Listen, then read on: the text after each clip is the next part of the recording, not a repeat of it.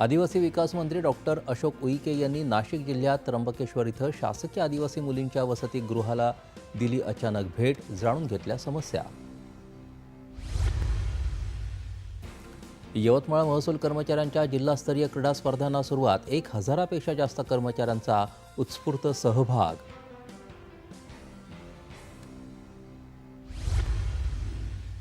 अमरावती इथं मराठी भाषा पंधरवड्यानिमित्त विभागीय आयुक्त कार्यालयात विशेष कार्यक्रमांचं आयोजन, अनेक तज्ज्ञांची झाली व्याख्यानं।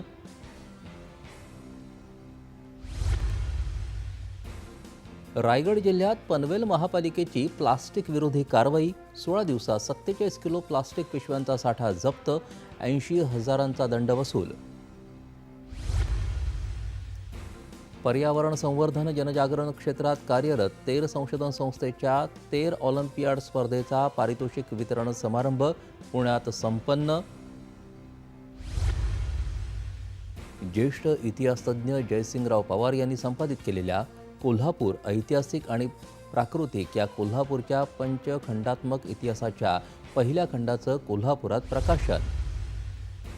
वाशिम जिल्ह्यात वीज चोरी विरोधात महावितरणाची मोहीम, 800 मीटर तपासून केला 32 लाख रुपयांचा दंड वसूल।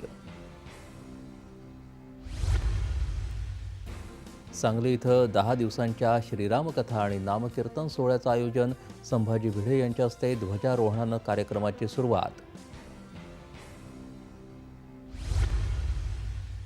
नागपुरातल्या टेकडी गणेश मंदिरात तिळी चतुर्थीनिमित्त यात्रेचं स्वरूप, मंदिराला आकर्षक सजावट, भाविकांची मोठी गर्दी। आणि बीड जिल्ह्यातल्या वाहिरा गावात जमावाच्या हल्ल्यात 2 सख्ख्या भावांचा मृत्यू तर 1 जण गंभीर जखमी, पोलीस तपास सुरू।